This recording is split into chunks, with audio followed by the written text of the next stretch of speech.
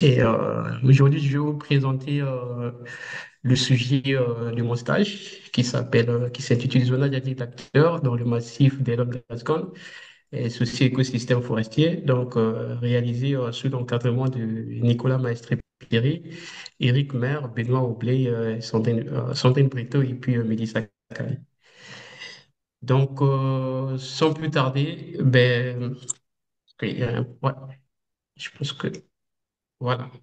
Donc, pour le plan, je vais premièrement parler des contextes et des enjeux du projet que j'ai travaillé, les objectifs du stage, le matériel et les méthodes, résultats et discussions, et puis ainsi que la conclusion et les perspectives plutôt.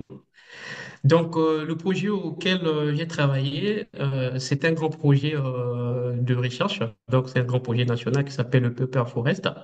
Le programme équipement prioritaire de recherche, dont l'outil qu'on traite ici, c'est la forêt. Donc, forêt, ce qui veut dire tout simplement, c'est un outil de programmation scientifique basé sur les enjeux d'adaptation des écosystèmes forestiers. Donc, forêt, changements globaux, système socio-écologique en transition, qui est porté par l'Agence nationale des recherches, pilotée par l'INRAE. Donc, au sein de ce projet X-Risk, il y a 5 grands projets que je ne vais pas rentrer dans les détails. Mais le stage s'inscrivait dans le cadre du projet qu'on appelle le X-Risk, que j'ai réalisé à Dinafor et l'école d'ingénieurs de Purpan. C'est quoi le projet X-Risk? Donc, le projet X-Risk, il part d'un constat par lequel que cette année que les risques en milieu forestier ne doivent pas être étudiés indépendamment les uns des autres, car il y a des chercheurs qui étudient les risques séparément. C'est-à-dire, il y a d'autres qui se basent sur les risques économiques, d'autres sur les risques environnementaux comme les incendies, d'autres sur l'approvisionnement, les risques géopolitiques, sur l'approvisionnement de la filière bois. Mais le projet X-Risk ramène un changement de paradigme dans un contexte où il veut prendre les changements globaux, ici que les interconnexions. Donc, l'objectif de ce projet était tout simplement d'intégrer dans la dimension des risques multiples les problématiques auxquelles la société est confrontée, ainsi que la recherche scientifique sur la gestion des écosystèmes forestiers. Ici, dans le projet X-Risk, il y avait 5 grands projets, 5 sous-projets qui sont illustrés en des work packages que je ne vais pas rentrer dans les détails. De la concept jusqu'à la quantification et puis jusqu'à la modélisation des risques en passant par les approches de la gouvernance. C'est dans le work package 4 que le projet de stage est inscrit, qui consiste à traiter la question de la perception et la prise en compte des risques multiples par les acteurs du massif. Donc, nous avons intitulé tout simplement ce projet par la cartographie de la perception des risques multiples pesant au sein des socio-écosystèmes forestiers, en l'occurrence le massif de Langue-Gascogne qui était notre zone d'étude. Donc, plusieurs questions de recherche ont été posées sur cette thématique centrale. Comment les représentants sociaux aperçoivent le risque, comment ils habitent le territoire, quels sont les enjeux qu'ils rencontrent dans ce territoire du point de vue risque. Donc, du coup, les questions que nous avons posées, on a qualifié ça comme étant des dimensions des risques multiples. Et on s'est posé la question de dire, est-ce qu'on doit adopter l'approche en silo? C'est-à-dire que, est-ce qu'on doit étudier les risques séparément? On a dit non, on va étudier les risques sous forme d'une approche holistique, c'est-à-dire une approche en interconnexion. Mais l'hypothèse que nous nous sommes posées pour adopter la trame méthodologie de notre étude, c'est-à-dire que le risque en milieu forestier n'est pas seul. Il y a d'autres effets qui rendent le milieu vulnérable face aux incendies, face aux risques. Donc, nous avons adopté par notre recherche bibliographique 2 types de techniques, c'est-à-dire le BAV risque et la perception de l'espace, qui permet de mettre en avant les entretiens, et puis l'approche phénoménologique qui nous a permis tout simplement d'accepter la subjectivité de l'être humain. Et par la suite, les 2 approches-là, dans notre trame méthodologique, nous a permis à adopter la méthode du zonage à 10 d'acteurs. Cette méthode nous a permis de définir les variables et les indicateurs. Et par la suite, j'ai proposé un indicateur composite du risque multiple. Donc, l'objectif du stage, tout simplement, était de réaliser des enquêtes auprès des acteurs locaux, qu'ils soient issus ou non de la filière bois, en mobilisant cette méthodologie du zonage à 10 d'acteurs. Mais l'objectif spécifique du stage, tout simplement, c'était de mener une étude bibliographique, mais c'était de réaliser sous la coordination de l'équipe d'encadrement, donc avec l'équipe d'encadrement, des entretiens dans le massif de Langue-Gascogne. Et c'était aussi, par la suite, une fois que nous avons réalisé les entretiens, les données que nous avons récoltées sous forme de ZADA, c'était de les numériser. Et puis, de retranscrire ces informations sous forme de cartes thématiques. Donc, la méthodologie que nous avons adoptée ici, c'est la méthodologie du zonage à 10 d'acteurs. Donc, le territoire, avant de nous déployer sur le terrain, ben, nous avons fixé les objectifs avec l'équipe d'encadrement dans le but de définir le site d'étude et aussi de connaître, avant d'aller sur le terrain, ben, les risques auxquels ce territoire est confronté. Donc, pour cela, ben, je me suis référé à l'Observatoire des risques de la Nouvelle-Aquitaine afin d'identifier les différents types de cartographie de risques qui sont que le massif de non-Gascogne est confronté. Donc, plusieurs types de risques sont confrontés, ben, les risques des feux de forêt, retrait gonflement des argiles, ben, les risques industriels et tout. Mais le massif de non-Gascogne, pour contextualiser le massif, cette carte nous montre que dans ce massif, nous avons trois grands types de peuplement forestier. Bon, on peut dire que nous avons des conifères, les arbres résineux, c'est-à-dire que le massif est constitué à peu près à 70% du plan maritime, y compris d'autres essences forestières qui existent comme les épicéas, sapins et autres. Mais il y a aussi les peuplements des feuillus qui sont conçus par des chênes, chênes de liège, chênes tausins, des châtaigniers et consorts. Mais à l'intérieur, nous avons des peuplements mixtes qui existent. Donc, la méthodologie ZADA nous implique à réaliser une carte. Donc, avec l'équipe de recherche, ben, les 4 points qui sont posés dans la carte de contexte nous ont permis de réaliser notre cartographie pour aller nous déployer sur le terrain. Donc, la carte que nous avons réalisée, ben, c'est une carte qui regroupe en elle trois départements. Au nord, nous avons le département de la Gironde. Au sud, nous avons le département des Landes. Et à l'est, nous avons le département de Lot-et-Garonne. Ben, au niveau de cette carte, nous avons 141 communes qui existent avec une population d'environ 800 000 habitants. C'est cette carte qui est le support de base du ZADA. Par la suite, la méthodologie que nous avons adoptée, qui s'appelle la méthodologie du zonage d'acteur, vous devez savoir que le zonage d'acteur, c'est une méthodologie qui permet tout simplement de diagnostiquer les territoires. Mais cette méthodologie permet aussi le développement du territoire par les dits d'acteurs. Donc, de savoir quelles sont les problématiques qui sont dans le territoire, mais quels sont les défis qui sont dans le territoire. Mais cette méthodologie présente également des avantages et des inconvénients, c'est-à-dire des biais. Mais les biais de cette méthodologie sont tout à fait triangulables, donc on peut facilement les contrôler. Donc, avec l'équipe de recherche, ben, nous avons contrôlé ces biais avec un principe méthodologique, c'est-à-dire d'éviter le maximum des biais lors de nos entretiens et de sauver les biais pendant l'entretien. Donc, la méthodologie, elle, est très, très, très, très efficace en termes d'échelle spatiale, mais en termes de coût et en moins de coût. Mais elle nous permet d'avoir les variables et les indicateurs, donc les variables plutôt et les enjeux, dans le but d'avoir notre indicateur.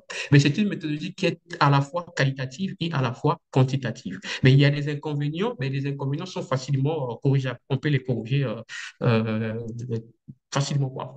Donc, le développement de l'enquête ZADA, c'est-à-dire qu'avec la carte que nous avons présentée dans notre étude, nous allons recouvrir cette carte avec un papier calque et on va mettre des rubans adhésifs et par la suite, on va tracer les grandes artères, c'est-à-dire les routes, l'eau et tout, les toponymes. Et après, on va délimiter le territoire connu par l'enquêté. Et on va lui poser la question, est-ce que c'est partout pareil? Mais la personne va dire, ben oui, non. Donc, du coup, on va délimiter ce qu'on appelle par les unités spatiales homogènes, ben, qui sont, en d'autres termes, notre enjeu, notre légende. Donc, avec l'équipe de recherche, ben, j'ai proposé un outil qui s'appelle le Kobo Collect, qui nous a permis également d'étudier en profondeur les représentations sociales, ben, d'avoir les points GPS des communes que nous avons enquêtées et d'enregistrer les dires des acteurs et par la suite de les retranscrire. Donc, c'est ça que vous pouvez constater au niveau de cette galerie, plusieurs cartes ZADA. Mais avec ces cartes, il y a des informations très pertinentes qui ont été récoltées à travers cette méthodologie, à travers cette approche. Donc, du coup, la chaîne de traitement que nous avons adoptée, c'est-à-dire qu'une fois que nous avons le ZADA, voici comment le ZADA se présente en réalité. Donc, en rouge, ce sont des routes, ben, en bleu, ce sont, disons, la rivière, la Garonne. B, en crayon, ce sont ce qu'on appelle par les unités spatiales homogènes, c'est-à-dire, en d'autres termes, ben, les légendes, là où les représentants sociaux vont passer beaucoup plus de temps à nous informer sur le territoire. Donc, la chaîne de traitement que nous avons adoptée, c'est-à-dire avec l'outil Kobo qui nous a permis d'analyser en profondeur les représentations sociales, mais de monter une base de données, d'identifier des variables, disons, des variables et des enjeux, et par la suite de hiérarchiser. Si la personne ressource est hiérarchiste, tant mieux. S'il ne hiérarchise pas, ben on a couplé cela avec la matrice de Satie pour forcer l'hierarchisation, donc pour aider l'hierarchisation. Et à la fin, on a fusionné et il y a eu des choix des critères qui ont été faits dans le but de proposer l'indicateur composite. Donc, l'analyse avec l'outil Kobo ben, nous a permis d'avoir cette carte. Cette carte, il nous montre les communes auxquelles nous avons enquêté. En vert, ce sont des communes qui ont été enquêtées, mais en noir, c'est des communes qui n'ont pas été enquêtées. Donc, tout simplement, nous disons des communes zadalisées et des communes non zadalisées. Du coup, les statistiques de ces communes montrent que beaucoup plus des entretiens ont été faits dans des communes telles que Pessac, Sanguinet, Belin, Bellier, Ostende, Langon, Bazas, Bordeaux, Cestas, pour un taux de pourcentage de récurrence ben, supérieur à 2%. Donc, les communes où le taux est à 2%, nous avons appelé ça hauteur. Donc, c'est-à-dire qu'on a enquêté, par exemple, 2 fois, 3 fois dans la commune. Donc, du coup, les deux statistiques montrent le détail et la sommation. Donc, toujours dans cette chaîne de traitement, les représentants sociaux que nous avons interviewés, mais ils rentrent dans tous les critères, donc, toute personne, nous avons interviewé toute personne, qui soit issue ou non de la filière bois, mais on constate que les critères socio-démographiques que nous avons interviewés, beaucoup plus ce sont des hommes qui ont répondu à des entretiens, mais ces personnes avaient une bonne connaissance de leur territoire, parce qu'on n'interroge pas des personnes qui ont moins d'une année dans le territoire. On interroge à partir de, on peut dire de 5 ans, bien de 2 ans et plus. Mais les personnes, ils maîtrisaient correctement leur territoire. Donc, du coup, ces personnes aussi qu'on a interrogées, c'est une population qui est majoritairement, on peut dire, intellectuelle, parce que ce sont des cadres et des cadres professionnels, mais il y a des employés, il y a des artisans. Donc, on a interrogé n'importe quel type du tissu social. Et les tranches d'âge varient de 20 jusqu'à 90 ans, qui sont des personnes qui sont des inactifs. Donc, toujours dans la chaîne de traitement, la méthodologie ZADA nous a permis alors, à l'issue de nos enquêtes, à l'issue de notre travail de terrain, d'identifier alors ce qu'on appelle par le pourcentage de récurrence des variables que nous avons identifiées. Donc, dans nos entretiens ZADA, ben, la forêt est sortie énormément de fois, culture et viticulture est sortie également, la densité du territoire est sortie, le tourisme est sorti, les incendies, c'est-à-dire les risques sont sortis, les activités liées au territoire sont sorties, mais le milieu, la densification du territoire a été sortie, le territoire mettait donc beaucoup des enjeux ont été sortis. Donc, à travers ces enjeux, une hiérarchisation a été faite, puis on a adopté une méthodologie de fusion, inspirée des travaux de Mehdi Sakali et de Nicolas Maestre-Péry, c'est-à-dire que la carte ZADA, on va prendre un critère, pardon, le type critère feu, pour la première, le premier entretien ZADA 1, plus le critère feu du deuxième entretien ZADA 2, mais on extrait les critères feu, on les fusionne, ça nous donne un critère feu. Et on prend le ZADA 3 et les ZADA 4, on extrait, ça nous donne également un critère feu. Mais tous ces ZADA, on va extraire pardon, des critères, par exemple feu de forêt, peu importe le type de critère, on va extraire. Et à la fin, on va combiner tous ces critères qui vont nous donner par la suite, la carte finale qui est en rouge ici, qui est le critère, par exemple, feu de forêt. Donc, que les réflexions sociales ont mis en avant. Donc, nous avons, avec discussion avec l'équipe de recherche, mais nous avons traité les ZADA par critère. Et non de traiter par ZADA, mais on a traité par critère pour avoir une bonne précision. Donc, du coup, les résultats de cette étude pour les deux missions que nous avons réalisées en mars et en juin, ben, nous pouvons en tirer, par exemple, ça c'est les facettes lithopédologiques, c'est-à-dire que les représentants sociaux, ils connaissaient très bien leur territoire. Donc ici, dans cette carte, on peut constater que, ben, en commençant de Cap Ferré ben, jusqu'à l'est de la zone, ce sont des sols, on appelle des pots de sol. Donc les pots de sol, tout ce territoire sont des pots de sol. C'est les sols les plus pauvres d'Europe, carencés en tout. On manque d'éléments nutritifs. Et en haut, nous avons des sables. Mais par contre, à l'est de la zone d'étude, en commençant par même le logement de Garonne, ce sont des alternances des alluvions, des argiles livionnées, des limons argileux, ainsi qu'à Bazas et à Longon, c'est la continuité des graves. Donc, ce sont des graves. Et dans la commune comme là, donc toute cette portion, il représente des terres fortes, donc des bonnes terres. Donc c'est au niveau de cette commune qu'on peut voir tout un territoire homogène de la ville. Donc, à travers cette carte, nous avons eu une bonne connaissance des faciès lithopédologiques que le massif de Gascogne est confronté sans tenir en compte de son histoire par Napoléon qui a saigné les marais et tout. Donc, on comprend déjà que le territoire est recouvert à plus de 65%, ben, disons, des pots de sol, donc les sols les plus pauvres d'Europe. Donc, du coup, nous avons aussi, toujours les variables et les enjeux de la méthodologie ZADA, on a identifié des forêts.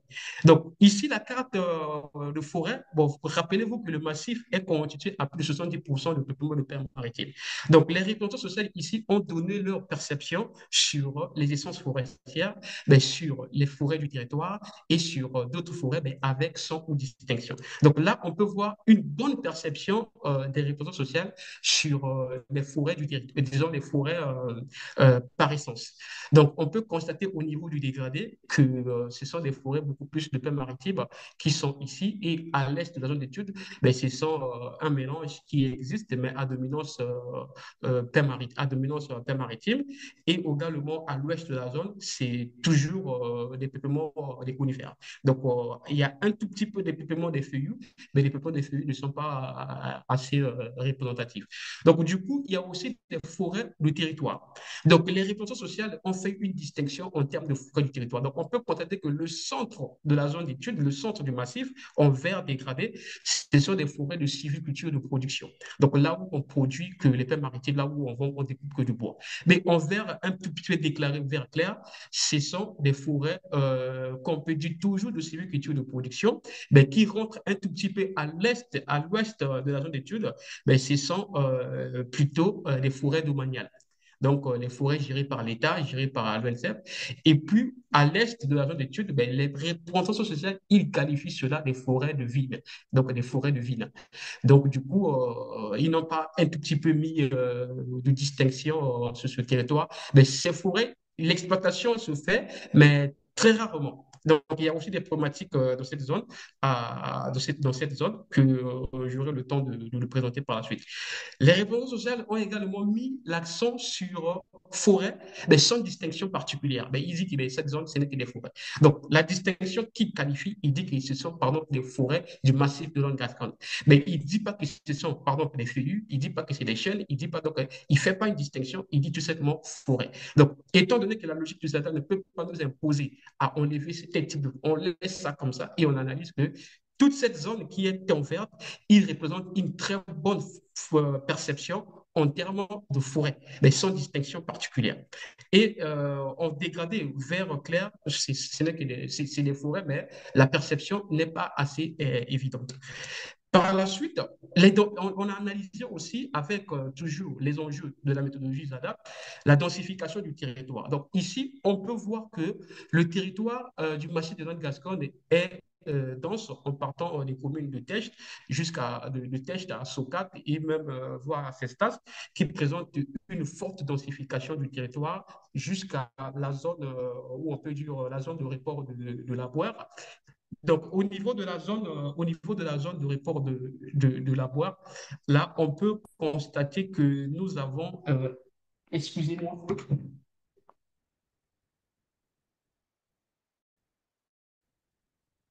au niveau là, on peut constater que nous avons euh, une densification qui est là, ben, elle est très faible ben, parce que les réponses sociales ont mis l'accent avec le territoire littoral. C'est-à-dire que cette zone est influencée par les personnes, bon, par le territoire, disons, les dynamiques territoriales qui sont dans cette zone. C'est-à-dire que les gens ont tendance à quitter le territoire littoral pour venir se concentrer ici à cause de la gentrification du territoire et de la mitigation. Donc, on peut également constater l'activité touristique.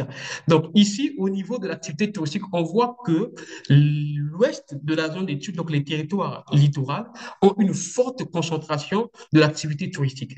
Qu'est-ce que les représentants sociaux ont dit? Ils ont distingué trois types d'activités. Donc cette zone de la zone d'études, il présente tout simplement un touriste estival assez fort. Par contre, la zone de report de le lavoir, il présente un touriste assez, on peut dire, assez faible. Et toute cette partie qui reste, ce n'est que le tourisme, le tourisme de solitude, tourisme familial ou tout simplement tourisme viticole. C'est ce que les répondants sociaux ont qualifié.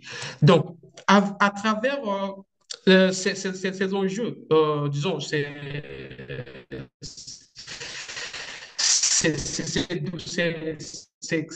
enjeux que la méthodologie ZADA a donné, nous avons pu également faire une carte de social il qualifie. Donc, ils ont mis l'accent sur le risque de feu de forêt, le risque de départ de feu, la vulnérabilité du territoire. Donc, ils ont un tout petit peu parlé pas mal des enjeux liés au feu de forêt, mais sans nous donner plus de précisions. Donc, du coup, à travers les discussions avec l'équipe de recherche, ben, nous avons proposé une carte de vulnérabilité du territoire. Donc, on constate que le territoire est assez vulnérable en termes de risque de forêt, le risque de feu de forêt au niveau de l'Ostens et un tout petit peu la teste bûche qui représente une forte activité, une forte vulnérabilité au feu de forêt. Donc, du coup, pour confirmer ce que les représentants sociaux ont dit, nous avons fait une étude basée sur la télédétection où on a calculé un tout petit peu ce qu'on appelle par le ratio de brûlure normalisé avec les données de l'ANSAT de 2 années, de 2 périodes, de 2021, période de non brûlée, et de 2022, période brûlée. Et cette différence nous a donné un ratio assez fort et des statistiques liées au feu de forêt de l'été 2022, où on peut constater que l'Andiras a brûlé, et puis les communes de l'Andiras en rouge ont fortement brûlé, et puis là, les communes de la Seine-Marne ont brûlé, Mano a brûlé, et puis la Teste-Bûche également a brûlé, qui nous ont permis de comprendre un tout petit peu les risques de feu de forêt que ce territoire a été confronté brûlé. Par la suite, toujours pour proposer notre indicateur composite, d'autres cartes ont été couplées, par exemple, le carte de territoire militaire et le risque de submersion marine et d'érosion du côte, que les réponses sociales ont mis un tout petit peu l'accent à l'ouest de la zone d'étude. Donc, toutes ces cartes que nous avons vues, en dehors de la carte faite avec la télédétection, ont été couplées pour proposer ce qu'on appelle par un indicateur composite. Donc, nous avons proposé l'indicateur composite en combinant tous ces cartes. Donc, notre indicateur composite, il montre que ben, le territoire étudié est fortement vulnérable, est fortement exposé face à toutes sortes de risques, en particulier les risques de feu de forêt et le risque de submersion marine. Donc là, on peut constater que l'ouest de la zone d'étude est fortement impacté par l'activité touristique. Selon les experts, il dit que plus on a une forte densification, et bien plus le feu de forêt est fort. Parce que dans il y a plus de 500 départs de feu par an. Pendant la période estivale, ben, les gens ils peuvent venir se baigner à la côte. Donc, du coup, les mégots de cigarettes et tout, ça peut toujours créer des départs de feu. Et si ces départs de feu ne sont pas maîtrisés, ben, ça peut brûler. Donc, du coup, le territoire reste assez vulnérable face aux risques, premièrement, aux risques littoraux, aux aléas routiers, et face également aux risques continentaux par les risques d'incendie de forêt. Ça, c'est cette carte de proposition d'indicateurs a été faite avec des forêts par essence. Et les experts rappellent que les peuplements des pays maritimes les plus jeunes, de 10 à 15 ans, ce sont les peuplements les plus vulnérables. Et face aux défis climatiques, également, ces peuplements ont tendance à brûler. Donc, du coup, le territoire est assez vulnérable du point de vue changement climatique, mais du point de vue risque, que ce soit risque naturel ou risque anthropique. La carte a été faite, une carte de proposée d'indicateurs a été faite également avec des forêts de territoire, ce qui ramène tout simplement le même type de schéma. Donc, le territoire est toujours vulnérable. Et à travers une carte sans distinction particulière que les réponses sociales n'ont pas parlé, que ça, c'est le risque, disons, ça, c'est des forêts de territoire, ils n'ont pas mis l'accent. Donc, avec tout simplement des forêts de massif, mais cela montre que la vulnérabilité et l'exposition est assez forte dans ce massif. Avec l'équipe de recherche, ben, on a fait également un exercice de prospective avec un temps qui est assez court, de 10 ans. Donc, la méthodologie ZADA a permis également de faire sortir des enjeux, donc des enjeux ainsi que des variables. On voit une forte densification du territoire, on voit l'activité des cultures, on voit le risque de littoraux, on voit les incendies, on voit la pression foncière, on voit la forêt, on voit les zones naturelles. Donc, tous les enjeux ont été sortis. Mais avec l'approche prospective, avec un temps de 10 ans où les scénarios n'ont pas été faits, en se basant tout simplement sur les réponses sociales, ben, nous n'avons pas fait des scénarios, mais plutôt on a proposé, on a fait quelques cartes pour illustrer un tout petit peu cette approche. Donc là, on voit une carte d'évolution du territoire à un temps de 10 ans. Mais à un temps de 10 ans, ben, les réponses sociales ont mis l'accent ben, sur une forte densification du territoire. Donc le territoire, il va évoluer. Mais ce qu'on peut retenir, c'est que les territoires de Tèche, la Tèche des Bûches, déjà assez vulnérables, et disons assez densifiés, et également les communes tout simplement au sud de Bordeaux, donc Cestas, Socat, ils seront également urbanisés, l'urbanisation sera assez élevée.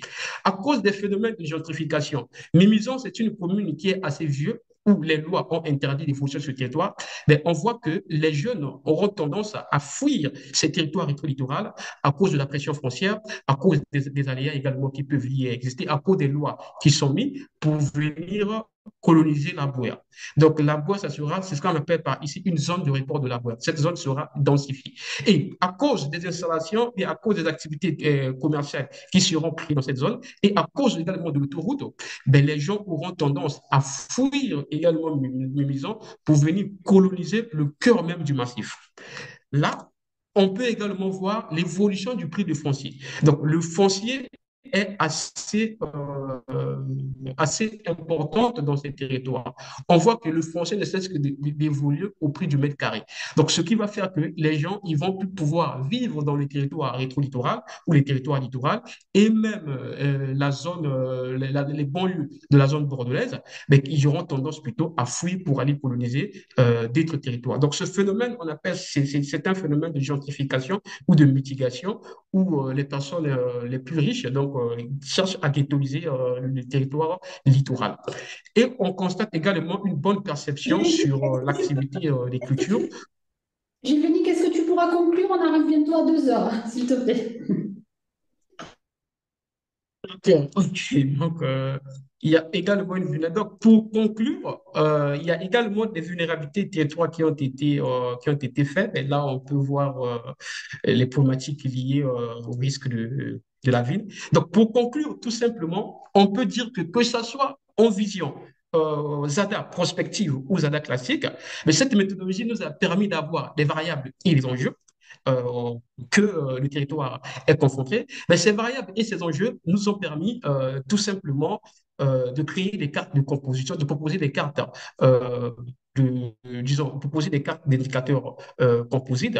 Ben, dans ces cartes, on peut analyser également plusieurs types d'enjeux, plusieurs types de problématiques qui existent, telles que la monoculture de pain, c'est-à-dire qu'on enlève les arbres, les feuillus, pour mettre les conifères. Du coup, les conifères, ce sont des arbres les plus vulnérables face aux incendies de feux de forêt. Donc, ça rend toujours le massif assez vulnérable. Et on voit également qu'il y a des conflits d'usage entre le territoire de la Gironde et le territoire de Londres qui n'arrivent pas à gérer les feux de forêt.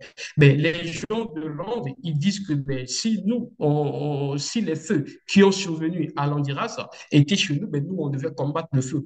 Mais les gens de Gironde, eux, ils ne veulent pas abattre le feu au cœur. Ils s'arrêtent dehors, ils arrêtent dans les artères pour attendre que le feu puisse brûler pour qu'ils puissent jeter les jets d'eau.